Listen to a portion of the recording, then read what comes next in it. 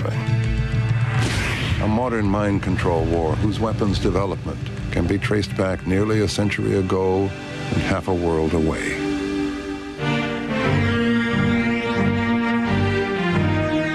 This is where the frightening story of mind control began, with a series of disturbing events that fueled the search for new weapons to be used in a growing ideological war.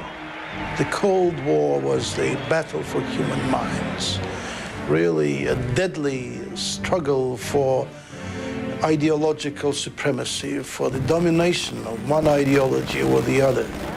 The communists understood the power of propaganda as a tool for mind control and used it to great effect during Stalin's infamous purge trials.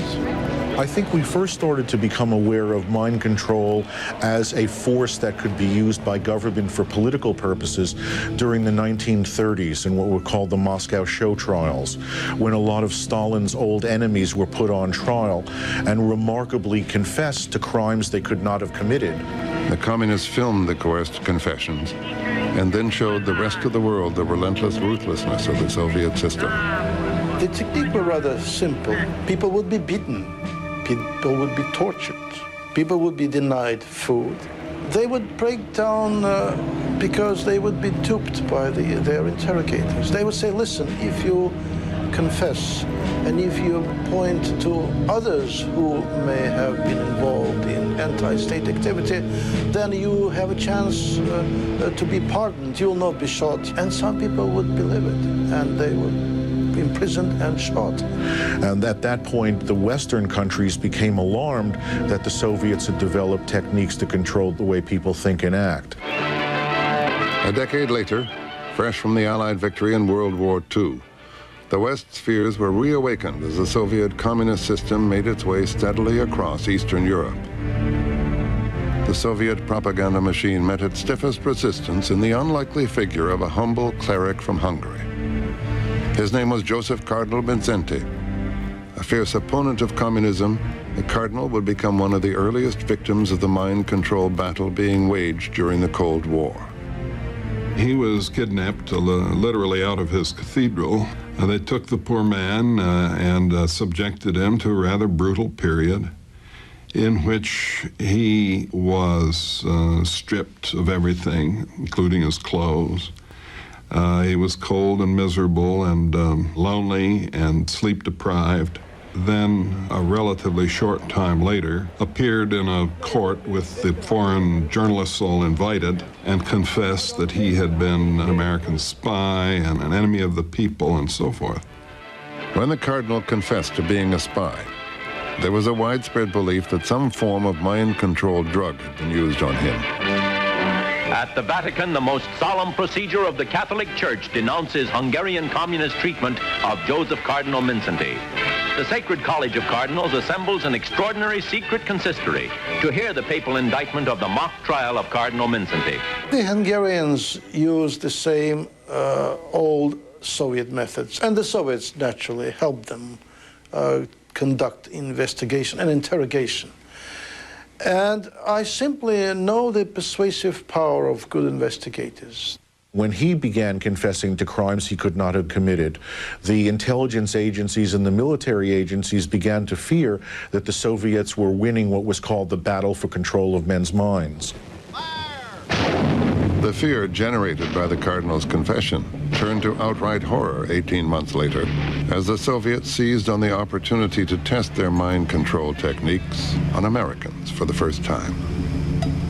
The Korean War, which started, if I recall, on June 25th of 1950, provided the Soviets with a unique opportunity to have direct access to the prisoners of war. We had no heat. Our summer clothing was very light. It froze every night. I simply didn't sleep at night. They would throw open the door without warning and ask me what I was thinking. And if I said I was thinking about home and my wife and my family, they would call those bad thoughts. I think I was becoming a different person. I looked at my arms. I was losing flesh very rapidly. I couldn't remember what my wife looked like. My bride of 7 months. I got to the point where if they told me something the night before, and then the next night they would ask me the same question, then I would give them the answer they told me, thinking that this would be the correct answer, but it was not. And little by little, I realized what they wanted me to do every night. They wanted me to come in and say, okay, what is truth tonight? You tell me what truth is now. In other words, to be re-educated is to look to them for the answers. And they said, why don't you ask us, Larry, we'll tell you. So that's what they wanted me to do. Many of the coercion techniques used by the North Koreans had their roots in the Soviet mind control tradition, as well as Chinese communist thought reform tactics. Some of the methods they used were subtle, others were not. Anybody under those circumstances might, like Cardinal Mindszenty or any other normal person, come to confess to something he hadn't done. Which is exactly what happened. The American military machine, as well as the people following events at home, were astonished when they heard their boys admitting to the use of germ warfare. Then the only other instruction I received, of course, was the order to carry out my germ warfare mission.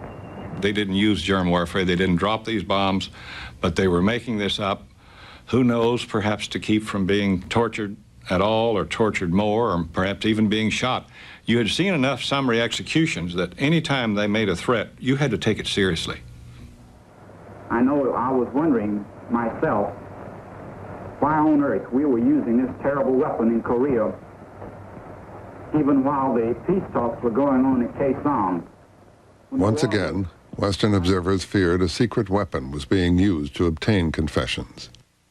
These assumptions grew to rampant paranoia as a new word entered our vocabulary. Edward Hunter was the man who coined the term brainwashing, and he was a propagandist for the OSS, the predecessor organization to the Central Intelligence Agency. When my son asked me what I did in Korea, how can I tell him that I came over here and dropped germ bombs on people? The confessions of germ warfare accelerated both sides towards full-scale psychological Armageddon, fueled by an ever-increasing sense of fear and paranoia in the United States, most of which was generated by the unbridled zeal of this man. Are you now, have you ever been a member of the Communist Party? We're talking about the McCarthy era, and the fact that Americans had shown that they were unable to resist brainwashing reflected the fact that our social institutions were crumbling and the American character was in decay. I don't think you have any conception of the danger of the Communist Party. The prisoners of war were said to be brainwashed, and that was the explanation. If they were in fact brainwashed, how was it being done?